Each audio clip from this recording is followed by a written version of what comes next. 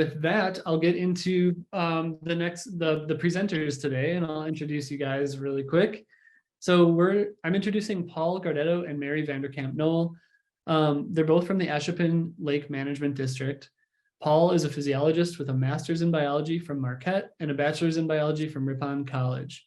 He's a retired Air Force aviation physiologist and continues to teach science of all types to a variety of audiences. He is also a commissioner of the Ashippun Lake District. And Mary is the past president of the Ashippun Lake District. As president, she saw the need to address potential concerns and acted on them, showing leadership and setting an example to create informed, objective data. She has a background as a journalist and is a master of communication. So with that, I will stop sharing my screen. And Paul or Mary, if you would like to share. The plan is that I will start it and Paul will jump in. Brad, it says host disabled participant screen sharing. So you got to enable that for us. Let me fix that really quick.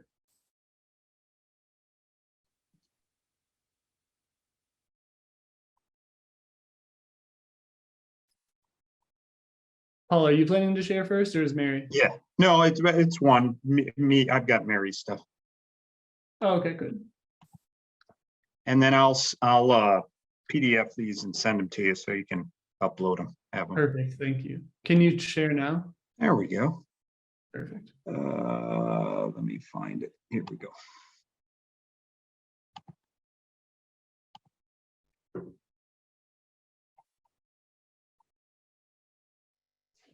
All right, Mary, if you can see it, everyone else can too.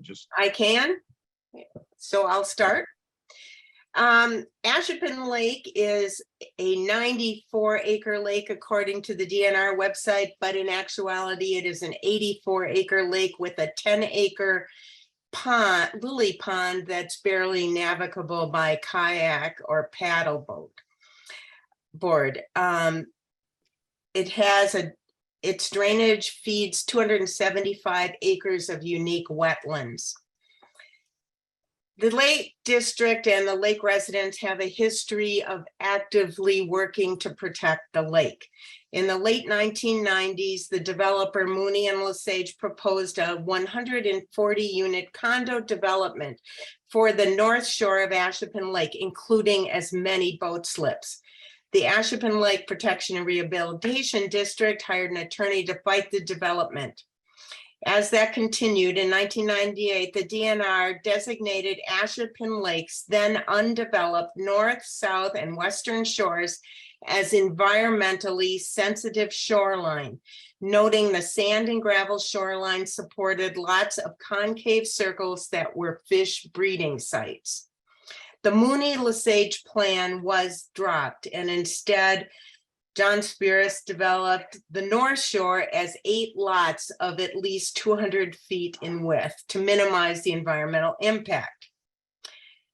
This also removed the cows that had previously regularly walked into the lake applying their own fertilizer. So the phosphorus levels in the lake began to improve.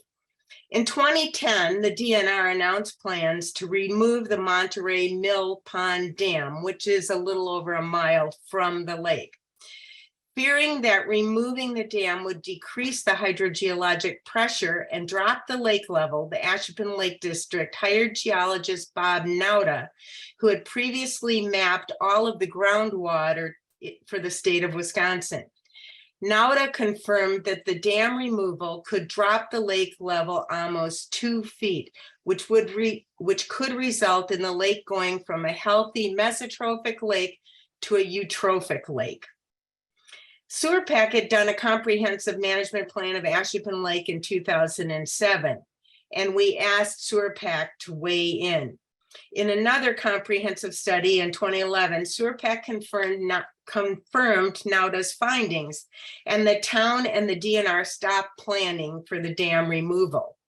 With the help of then Governor Walker's Department of Administration, we were able to get the Department of Transportation to cover the cost of site preparation for both a new dam and an adjoining bridge. The Lake District paid $50,000 towards that project, which ended up coming in under budget. Later, the Lake District was able to persuade the DNR to decrease the number of public boat slips from 12 to 8 plus one handicap site, closer to keeping with the DNR guidelines used for other lakes. By 2021, it was 10 years since we'd looked at the health of the lake. The old fish nests on the North Shore were buried in redeposited sediment, as was the char, an aquatic plant that helps clean and filter the lake water. Residents on the North Shore began reporting water turbidity and a foul smell when wakeboat activity was high. We'd heard about Terra Vigilus's research on North Lake and hired them to look into the health of Ashippun Lake. Although their early morning tests showed excellent water clarity and healthy phosphate levels, calling Ashippun Lake a pristine spring-fed lake, they came up with dramatic videos of the plume from a visiting wakeboat and underwater videos of the wave action redepositing sediment from below the thermocline. Another reason this was a concern is because arsenic had been used to kill weeds on Ashippun Lake from the 1940s through the 1980s. It had settled at the bottom of the lake below the thermocline where it caused no harm. But arsenic's potency does not break down over time, according to Consumer Reports scientists, and the plume might be pulling up the arsenic. It was about this time that we learned about the town of Rhine in Sheboygan County and how it had passed an ordinance to outlaw artificial wake generation on a 125-acre Crystal Lake, even though 8 to 9 lake residents owned wakeboats. The Ashippun Lake District began considering asking the town of Oconomowoc to create a similar ordinance. Paul?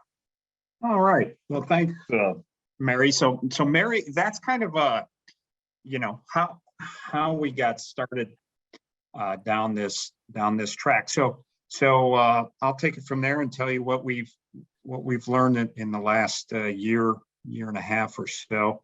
And to frame the discussion, as we began this, we wanted to make sure we were discussing, much like Crystal Lake did in Sheboygan County, the equipment on the wake enhancing equipment on the boat without regard to the activity that was going on behind the boat. So not try and ostracize the sport, but just look at the boat itself. What we've learned since is you have to understand the sport, and we have. And I encourage you to learn more about this, the sport, to really understand this. So wakeboarding, wake surfing, there's pictures there. I'm not going to go through both of them, but they are different, okay? And the equipment that supports them are different. So we don't have time to go into this, but I'll invite you to learn more, take advantage of Corbin Blanton, who's on here, to think about questions you may have in this regard. These are boats that are made to, the boat itself is made to enhance the wake. And Nautique is the one that's on our I think it's Nautique on our lake. And anyways, these boats have the hydro gate and different planes designed to get them quickly into the position they need to be. It's not really on plane, but it's on their plane, to try and maybe minimize that downwash plume to an extent. The manufacturer advertises the hull is specifically molded to displace monumental amounts of water. That's what they do.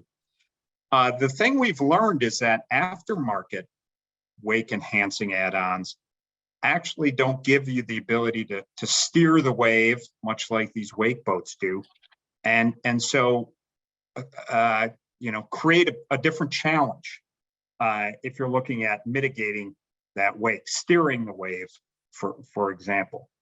And you can get an aftermarket wake enhancing for a couple $100 to any speedboat. So the concern, two concerns we've had, and I'm sure you do as well. It's the wake. created by this equipment and displacing large amounts of water, and the potential impact to the environment is as shown: shoreline erosion, scrubbing the bottom, and then safety to kayakers and things like that. That's what you see is the wave. What we don't see is the downwash plume. You can see the graphic up on the top right. You know, it's a bow high, boat, and there's a plume of a jet stream, if you will, of water going down from that. Large horsepower boats, high pitch prop, creating this downwash plume. We're still learning, plenty left to learn on this particular thing.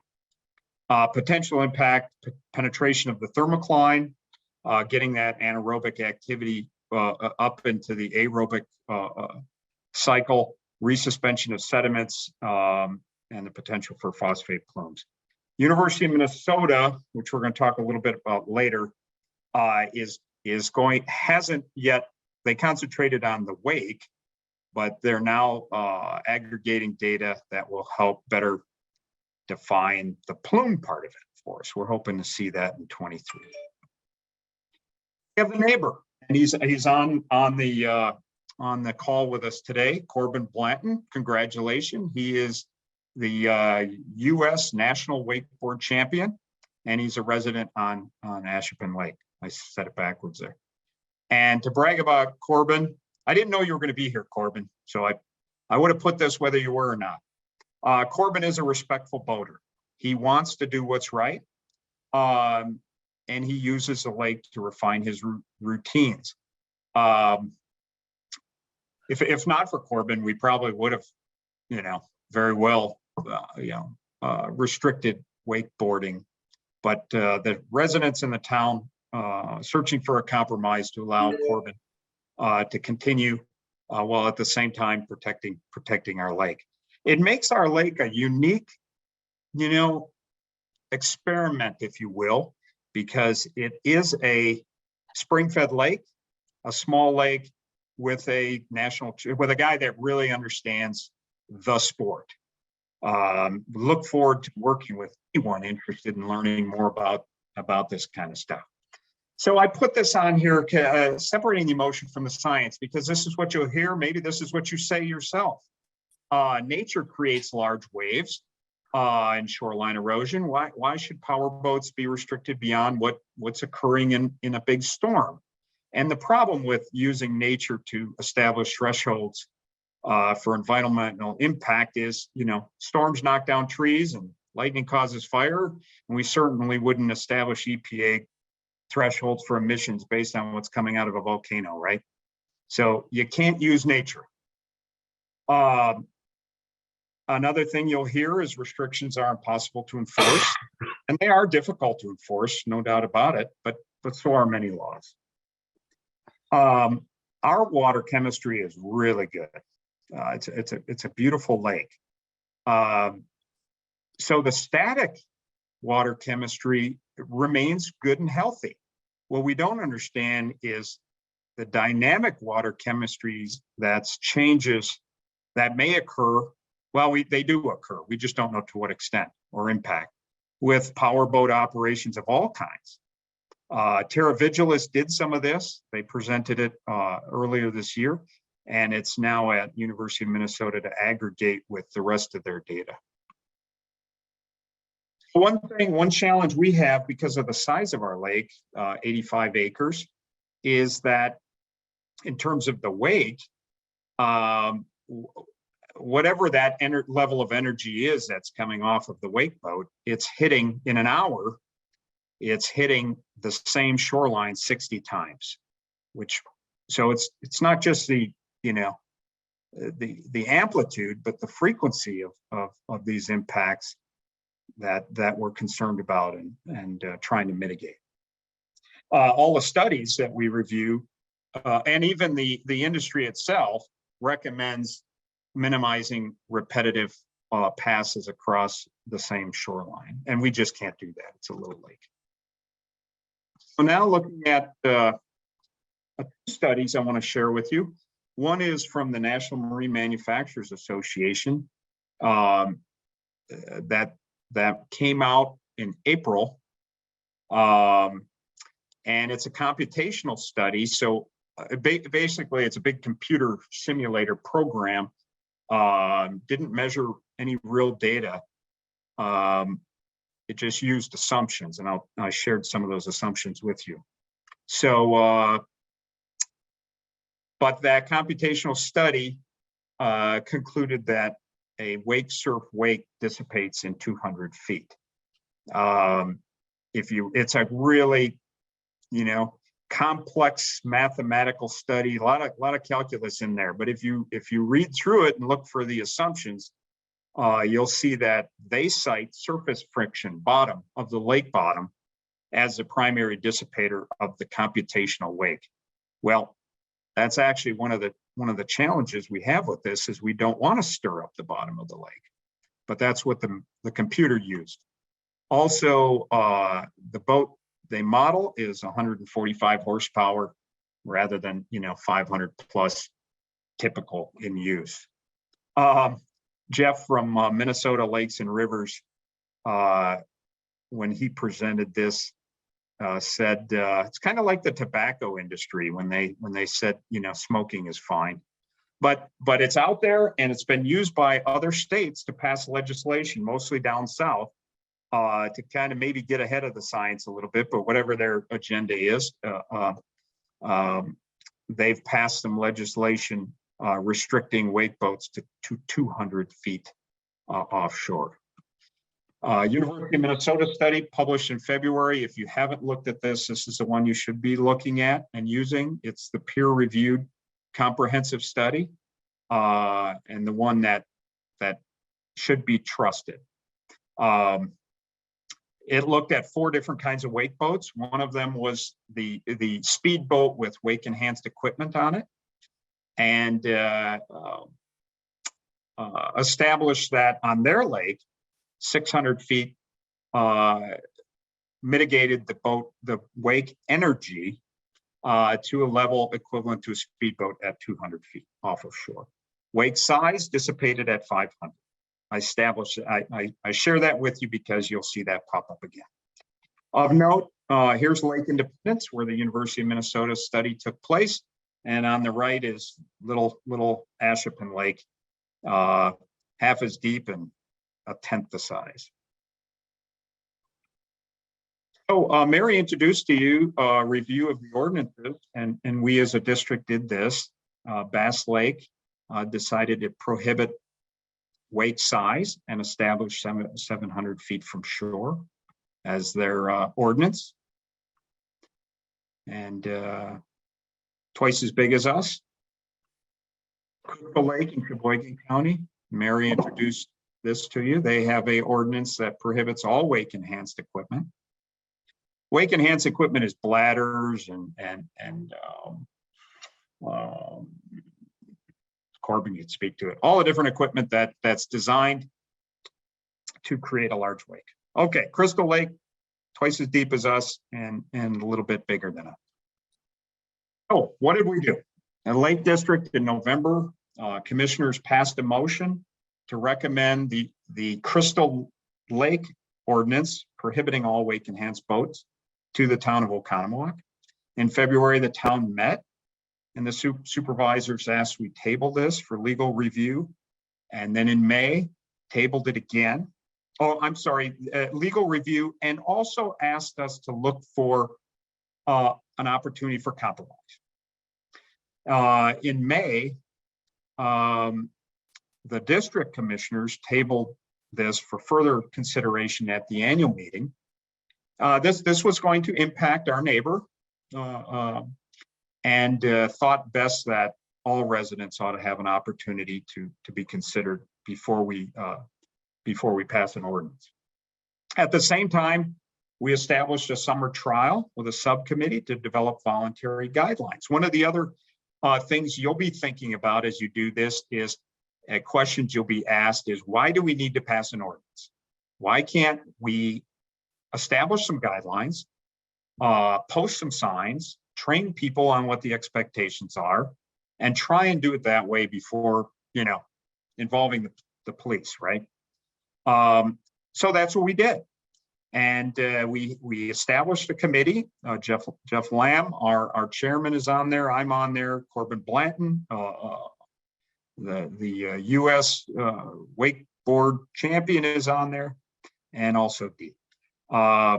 So we established guidelines with a posted sign, and Andrea and Corbin Blanton pretty much built that sign. I'll share it with you. The motion also monitored public traffic density. What kind of boats are using public boats are using it? It's 85-acre lake, but still got a public boat launch. So, and then is the public compliant with those guidelines? Will education and guidelines work, or do we need an ordinance? And then a little bit of ad hoc monitoring. What can we learn in the interim? So we established a 500-foot shoreline standoff distance for our trial. And here's on the left there is 500 feet from structures and the shoreline. It's kind of, wonky, but it is what it is. And then on the right is a sign. And we already know we're probably going to need a bigger one if this is the way we're going to go with this. And here's what the sign said. So this is right off of our website. You can go on the Ashippun Lake website and steal all the stuff that's posted there if you want. Plagiarism is highly encouraged, right?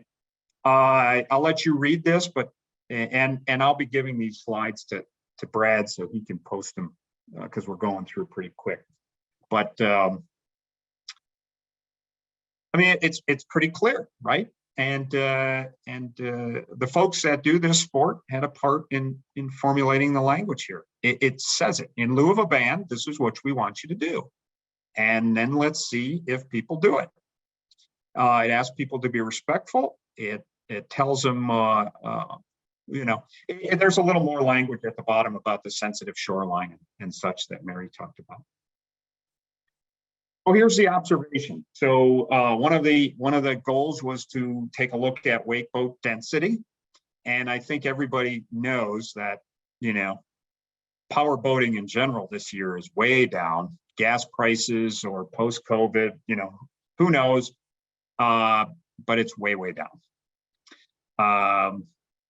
Then we had our Clean Boats, Clean Water intern that works on weekends, documented 9 launches of wake boats.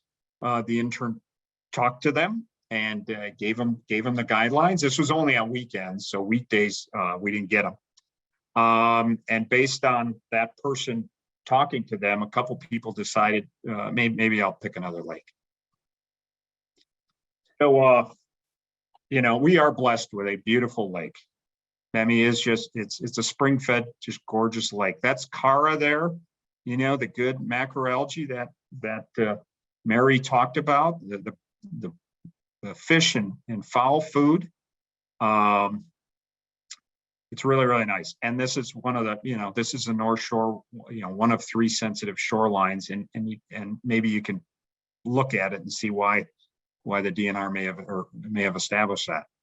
Anecdotally, water clarity improved substantially. Not measured, but it's a lot clearer, and it doesn't smell. That anaerobic, activity that was rising to the surface with the turbidity was really noticeable last year, and it was absent this year. Fish nestings improved, sediment deposition on Cara reduced. So what we know is whether it's from 500 feet or reduced density of wake boats, removing the impact improved the anecdotally substantially improved the lake. So compliance, one of the other things we measured. So this is a public boat, just not following not only the sign. They're just they're not staying within 100 feet of the shore. That's about 8 feet deep right there. And they're going to go in with their wake boat into about 5 feet deep. You see there's 2 wake boats out there, kind of crisscrossing themselves.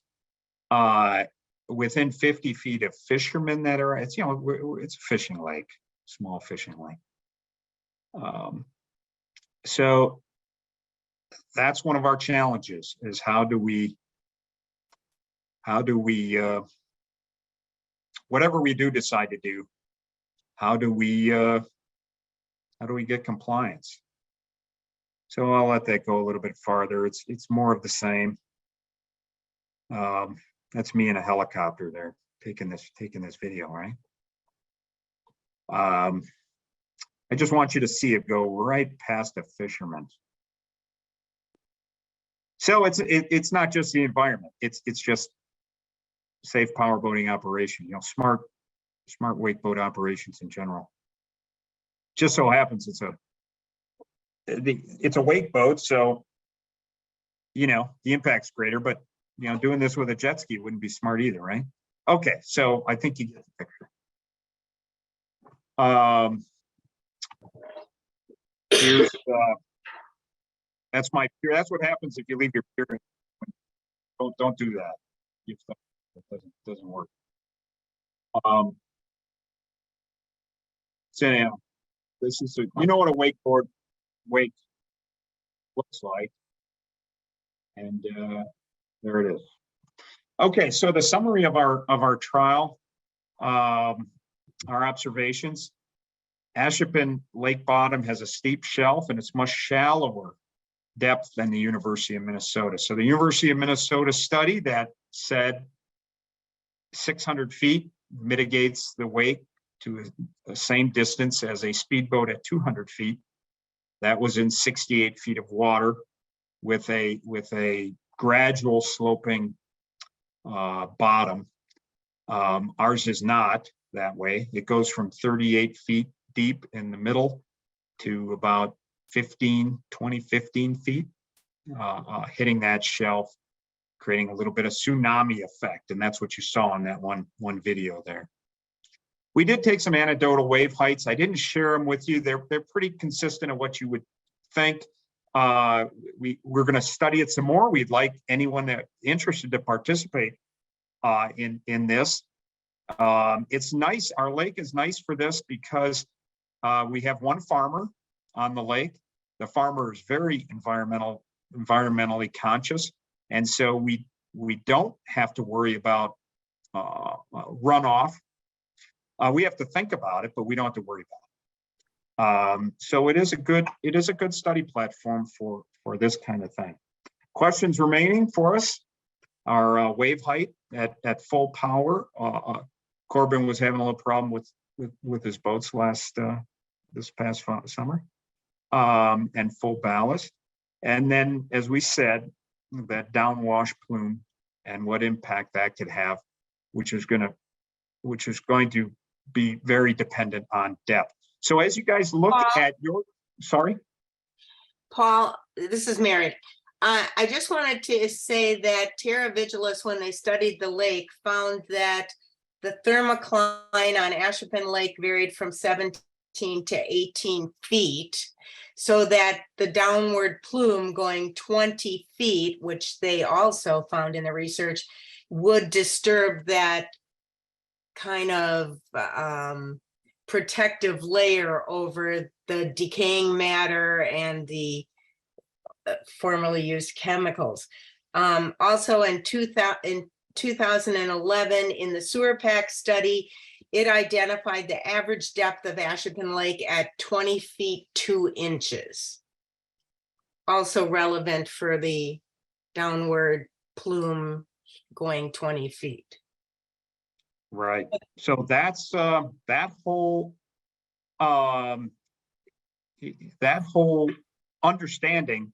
It has a lot left to do. The thermocline changes throughout the year. In colder weather, the thermocline comes all the way up. So we have the University of Minnesota data. It is a really good baseline. It's where you should start, but you can't end there because all of our lakes are different and the depths are different. And, topography is different, all the rest of it. So just as Mary said, but yes, it does penetrate if your thermocline's at 17 feet and that temperature of your water is going to impact, going to tell you that. And the downwash plume is 20 feet, then you have an impact on that thermocline. And Terra Vigilis has measured a phosphate plume in response. More of our summaries here. So the other thing we learned is that wake surfing and wakeboarding are substantially different. And Corbin, being the expert, is able to steer that wave like a champion, like a true champion. And so unlike the aftermarket wake equipment that can't steer it, Corbin can steer it in a way that minimizes the impact on whatever shore, we want to mitigate the impact on, right? Now, of course, you aim the wave the other direction, and you're going to upset them. We don't know the downdraft plume. Wakeboarding, actually, we thought when we started this that wake surfing was going to be our biggest concern, and wakeboarding actually has a bigger wake impact. Now, wake surfing has the downdraft plume impact. Wakeboarding has the wave impact because it goes out both directions and there's an inability to steer it. So that was something we learned. And going 20 miles, going faster, you're putting greater energy into the water. So what we don't yet know, 600 feet is what University of Minnesota tells us mitigates the wave, but based on the topography of our lake, we don't know what distance is required to mitigate the wave, and we're going to take the opportunity to figure it out. And we're going to do 200 foot for comparison with a ski boat. We did note increased turbidity. We knew that from last year.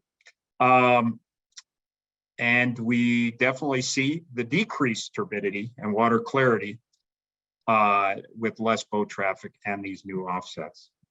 Public compliance, not good so far. Not good so far, but we'll see where that goes. The goal of our Lake District is to mitigate the wake in line with what the University of Minnesota study suggests. We have that as our goal. We'll see where we get. Now, we've done surveys of the residents, and you can steal those questions if you go to our website, ashippunlake.org. This is just kind of an aggregate of some of the things we learned. So on the y-axis there, from 5 to 1, 5 being significant impact and 1 being minor impact, or I'm sorry, 1 is no impact and 5 is significant impact. You can see the averages there. The blue bar is the first survey we took in February. The orange bar is after we presented a lot of this and got a lot of impact from, and just got the district and the residents paying attention, just paying more attention, I guess, to this. And then the gray is after our trial. On the top is the percentage of people who said there was some impact, whether minor or major or moderate or whatever. So the residents do recognize an impact, and they are attentive to what's going on, also being considerate of our neighbor, but balancing the two. And you can read the x-axis areas there. The thing that surprised me was the last one, causing hazardous conditions for kayakers and paddleboards. Now that people are paying better attention, they're noticing that, that is impacted. All right. So our subcommittee recommended to the district a motion that you can read to push this off to next summer annual meeting, because there is a lot more science that's going to be coming out from University of Minnesota and opportunities for us to learn more as well. And we'd really like anyone that wants to participate to join us. That was adopted by the annual meeting. And our takeaways for you. Based on this concern, we were able to double our tax assessment and budget funds for additional research. And that's a good thing. People are interested in figuring this out. What we're left with right now, and I'd appreciate anyone's help, and you can send things to Brad or Mary, and I can send out emails. Help us define what research type, what should we, should we get a hydrologist to look at the topography of our lake bottom compared to University of Minnesota? Are there some biological studies? Are there some sediment redeposition? What kind of study can we do? And who can help us do it? So that might be the end of it. Yeah. So that's the end of it. I'm gonna throw out to the audience. If you want to talk to an expert on wakeboating, and Corbin's inclined to talk, take advantage of an opportunity to ask them. And I think I'm going to get off. Should stop sharing. So Brad, I'll throw it back to Mary. You got any? Did I forget anything? No, you did a good job. Brad, I'll throw it back to you.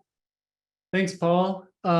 Great presentation. It's really good to know what you've done on Ashippun Lake, and the approach you took is very great. It's very thorough. It seems very objective. Awesome that you could have Corbin on the call, and I would invite anyone to start the discussion. I have one question. Maybe it's for Corbin, maybe it's for you, Paul. And it has to do with wave steering. So I've never heard the term wave steering before. And so I'm curious to how that works, and if that is an effective, if that's something that Corbin does that is effective, maybe it's something that more people could learn how to do, and that could be a really good mitigation. Well, I'll just say, I'll pass it to Corbin. I'll just say, when I showed you the video of a wave hitting with the messed up pier, right? With the wave hitting my shoreline, if Corbin steers the wave, and that's only for wakeboarding, surfing, not wakeboarding, I get no wave, nothing. So it's substantial. Corbin, you want to address that? Yeah, is everything working? Can you guys see me? Yes. All right, cool.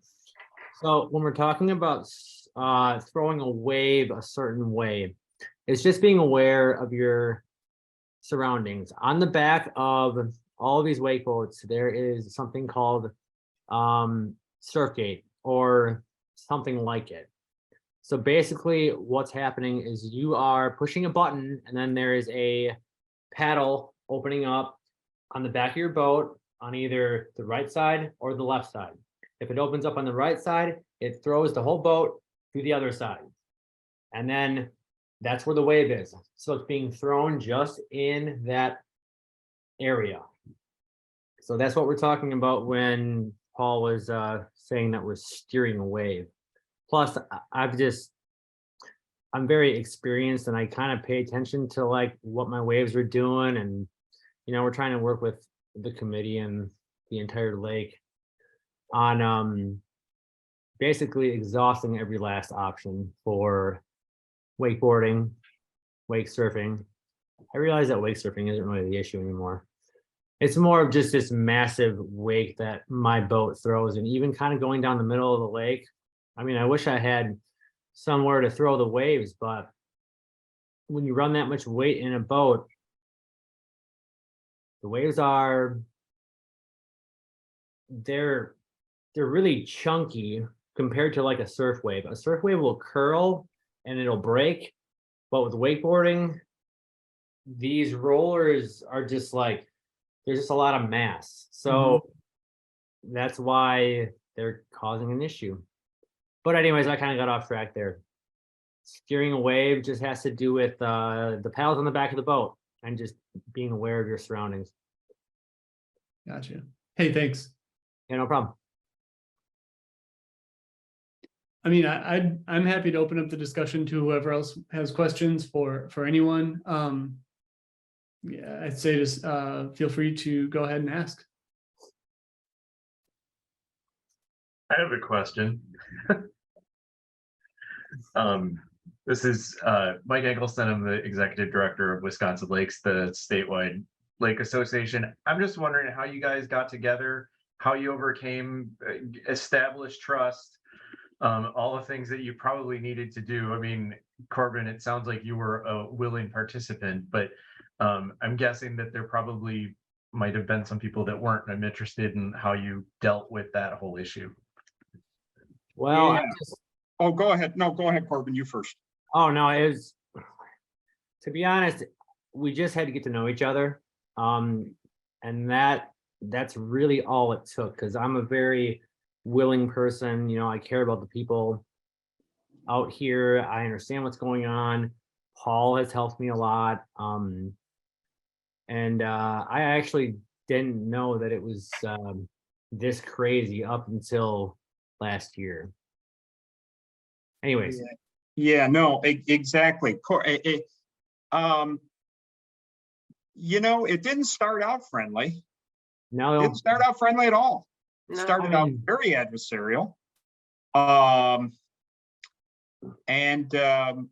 We had a, you know, what do you call it, a breakout section or offsite, you know, at the Dunton's house, right? So we kind of had a, you know, we had Harry. I think Harry helped too, Jeff Lamb. You know, Harry's kind of the, you know, he's the long-term old guy resident. Harry, I hope I'm not insulting you if you're on there, but he's kind of the, you know, he kind of helped us have a little bit of an offsite, and it wasn't anonymous, but it was kind of just put it all on the table, and that started the building of trust, and then stick with the science. Get away from the emotion. You know, you can't do this. You know, waves. A storm only makes this big a wave, so you got to get away from all that kind of. You know, wakeboarders are, you know, idiots, and they're knocking my pier down and all that. Okay, I get it. There's, you know, that's not what it's about. And so you gotta steer it back to the science. yeah, and I actually want to talk to, I guess, everybody here that lives on Ashippun Lake. Give me some feedback on your experiences throughout the summer after we put in place, you know, the trial. I mean, I followed it to a T, and I don't even know if it helped. I mean, I know it did, but I don't think it eliminated the issue. Well, it definitely helped with certain things. The smell, Well, that's That- good.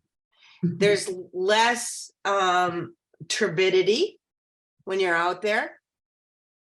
The waves hitting the dock and going over our seawall are significantly less. They haven't stopped going over the seawall, but they're much less than they were. So from our perspective, that's a North Shore perspective, it has improved. Well, at least we're moving in the right direction. I just hope we can keep going. And I actually just, I mean, I paid attention the last time that we went out wakeboarding. I paid attention to what my waves were doing because the lake water was high and Paul was out on his shore. I wasn't spying on you. I was out there before you got there. Yeah, I know, but I was watching you because I was like, oh God, the water's high and he's doing something. Yeah. But anyways, I was just curious. I think it's, and this is one of our areas of effort is, and for those of you thinking about this on your lake, it's the size of the impact, you know, it's the amplitude and the frequency, right? So again, stick with the science there, right? So we can mitigate amplitude by staying in the deeper part. We can mitigate amplitude by staying farther away from shore. I can also turn it down. Yeah, and That's Corbin, just me. yeah, Corbin, yeah, and if you have the right equipment and understand the sport, you can actually, you know, modulate the amplitude yourself. Yeah, there's a rule, but yeah. But Yeah, you know, not completely, but you get it. Frequency is different though. So, and frequency of power boating in general was a lot less this year. So what part of it was, our lake is definitely night better. There is no doubt about it. It's, you know, it's qualitative, but it's substantial. But how much of it is due to frequency and how much of it is due to change the amplitude? It's some of both. Yeah, and I'm gonna make that, I'm gonna redo the sign and make it larger and put it right where people will notice it. This is Jeff Lamb with the Ashippun Lake District as well. And I just want to emphasize back to the original question, the dialogue that you just heard between Paul and Corbin, nice illustration of the discussions that actually went on at our board meetings where the public was welcome to attend, and then at our annual meeting. And there was a lot of give and take. The fact that it was a controversial issue that caused people to actually attend and start listening to each other made a big difference. And I will echo Paul's comment that a seasoned lake veteran, Harry Agin, really did help facilitate opening discussion, getting people to think through things. And we were able to get some discussions that really got people listening to each other. So it is a small lake, so as a result, we're able to communicate much more effectively amongst each other. So That's great. Can I ask a question? Like, the thing that you seem to have the most problems with when you were discussing this is the people not obeying the rules once they got on that lake. They saw the rules, on the weekends, they were introduced to them. And if they were lake owners, it sounds like they came to these meetings. And so who are the people who are not obeying the rules? And then how do you work with that, you know, to help them understand the rules? Once you even when you find all the answers and you have a system set up for using your lake, how can you stop those people and say, hey, stop, look at what you're doing. We want you, but you've got to obey those rules. Well, we had the intern and she was pushing us in the right direction. We had the sign made, but I believe it was too small and it wasn't in a very obvious spot for people to see, because I'm going to be honest, I didn't even know that there were signs on that giant one off to the right there at the launch. I never looked at it before, so that could be a big thing. There wasn't a ton of people launching this year. There were a few morons. That's kind of where we're at right now. You know, it's interesting that Brad Freilich is the Powerboat Association lobbyist for National Powerboat Association lobbyist. And I spent a lot of time talking to, and of course, Corbin did on his own as well. But talking with him, he's challenged, his organization is challenged because they not only have to lobby for the industry, and these things are expensive. This is a lot of money, right? Yeah. But they also have to manage liability and safe operations and the what do you say? You know, not the rumors, but the opinions that these boats create. And so he's trying to, you know, dance between how do we get compliance, how do we train people to operate safely? Because let's face it, that person that was in the video wasn't just impacting the environment, right? I mean, that just was not right. So to answer your question, I would say the first thing we do is apply science to find out what is the right answer. Manage what we can manage, right? Control what we can control, and then look to go from there. I think you guys have done a really great job of coming together and opening up a line of discussion that, frankly, I think a lot of lake people are on this call wondering how to do that on their own lake.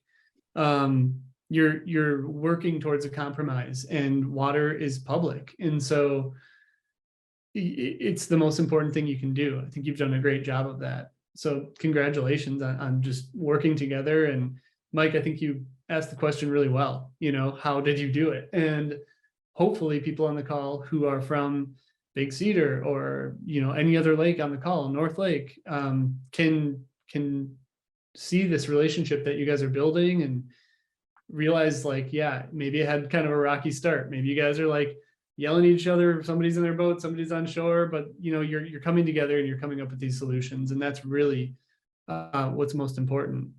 Brad, A follow-up question I have really quick is just, Corbin, you know the wakeboat industry probably better than a lot of people. How much do wakeboarders or wake surfers know that this is even an issue?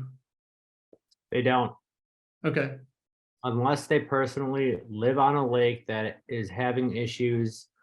And they're going, because like I have friends in Minnesota and they were kind of going through the same thing. But other than that, like people that I compete against, they don't know. And that's exactly where I was before last year. Okay. I mean, I kind of had an idea, but I had just a little bit of an idea. Mhm. Nothing compared to what it's actually doing. Right. Interesting. Yeah, you know what? Andrew and Corbin came out to our house. We had one of our subcommittee meetings on the house, and his brother went and, right? Isn't that what we did, Corbin? Or was it just Andrew? Anyways, I think when they sit on the shoreline and see it, they're smart people, right? They just don't see it from our vantage point. So Yeah, exactly. It's completely it's a whole new ball game when you're into the sport and like so into it where you don't pay attention to your surroundings. And I mean, I can talk from experience because when I was younger, that was exactly me. As I was training and trying to move on up and being young, you had, yeah, I didn't think about anything else, to be honest with you. Yeah. I wish I would have, like, I wish I would have known, but Well, it's cool that you're taking action now and you're mitigating your waves and you're learning how to do things differently to do that. yeah, I'll exhaust every possible thing if I have to. where's your trophy, Corbin? My other question is, did Corbin offer to take you wakeboarding, Paul? Yeah. Wait. Right here. You gotta there's say a trophy. something. Dude, look at that. Okay. See, heavy. Yeah, and well, I've wakeboarded on Pewaukee with my brother-in-law, so I kind of know it from that. I've tried it. I can't do it, but Come on, I can teach you. yeah, I know. Hey, you said you're gonna take me flying. I'll take you wakeboarding That's fair. with a small wake. Brad, can we go back to Mike Engelson's question again about how this group was able to come together and work Of together? course. Yeah, go for it. I know they mentioned Harry Aginian, the longtime lake resident. Harry was also very instrumental in stopping the dam removal and getting it rebuilt. He is by profession a fluid power engineer. And after he went to the meeting where we first discussed the problems with wakeboating, he looked into his aftermarket wake generator on his own boat and came to a meeting and said, my boat I can't control where the wave goes, and I will no longer be using it on Ashippun Lake because of the damage it would do. He had a lot of credibility after that to speak to both sides. And Sure. that really helped bring the group together. It doesn't, yeah, and for the residents, it got us on the right page. I wish we could, push that off to our public boat launch, that knowledge. But anyways, that's for us to do. But yeah, thanks, Mary. That was a big turning point as well. I'll just throw it out again. We're a nice petri dish, a nice experimental opportunity for anyone that wants to participate as we learn more about this. Paul, more questions are welcome if anybody has them, but I'm just wondering if anyone has questions, do you or Mary want to put your email address in the chat just in case they want to contact you? Yeah, and I'll if Corbin wants to invite the flood, he can do the same, but sure. Sure. And we'll post this discussion and this presentation on lakecountrycleanwaters.org as well. And then if you do want to, Brad Freilich, you can Google him, U.S. Powerboat Association, if you want to, get their 2 cents. I talked to Brad Freilich for, I bet you, about at least a dozen hours about this. He comes from another point of view, but more information is better always. Mm-hmm. Great. Vision that because there are so many lakes, this is John Schott from Elkhart Lake, so many lakes raising this question. Is there some vision that with the continued gathering of good scientific data, that we could look at a statewide understanding of how we can apply this across all lakes rather than each lake individually fighting this question on their own, or trying to, swipe information from one website or another to build a case in their own little neighborhood. This just seems like it's the battle of midgets, and there should be a longer term goal of try to get some strategic answer to this question for the entire state. So John, I had a slide that I was going to speak to that. Minnesota State has legislation pending. I looked yesterday and it's still pending. Rather than the industry tried to hurry up and get in there and have them pass the 200-foot offset, but they stopped it. And instead, rather than pass a legislation establishing a distance from shore, because the science is still out, they decided to go with the education and guideline methodology. They can change those the guidelines as we learn more about the sport, and as the sport progresses as well. And then, but what about little lakes? Well, then the guidelines from Minnesota Lakes and Rivers is if you're unable to safely comply with the guidelines as published based on scientific data, you now have a foundation to go to the local town or county or whatever it is and have them restrict or restrict the activity accordingly. So for example, once the science says, hey, you can't do this you need 20 feet depth to do this. I'm making this up, okay? It needs to be 20 feet deep. Well, then you can now go to the town and say, we're 19 feet or whatever, or the offsets that's appropriate. So that's the kind of the methodology that Minnesota is taking. And it's got a lot of support because it's kind of, again, it's takes the emotion out of it a little bit. I don't know where Wisconsin is on doing that kind of thing, but we're gonna do it. We're gonna follow kind of the Minnesota model as this develops over the next year, and see where it takes us. And like Corbin says, we may not be able to mitigate. We don't know, but we're going to exhaust all avenues and before we throw our hands up. I think that's the case. Exactly. I mean, we got to have more data on it. I'd invite Mike Ingleson to talk on it a little bit if you want to. I know you're really plugged in. Oh, Mike's here. That's right. Yeah, I can say just a couple of things. I think, the what we've run into is there's this dual problem of so many, especially in a state with so many thousands of lakes. It's every lake is different and it's hard to generalize. So it's sometimes putting a statewide overlay on it may not solve problems for every lake. So I, am cognizant of it may not be as simple as just setting a depth and a distance from. But one thing that, and in keeping with what you all are doing in Ashippun, one thing that I've been talking to some counties about, and I think there's at least one that is going to be trying this, is using a system of lakes classification, kind of like used to be done, especially in northern counties for shoreline zoning purposes.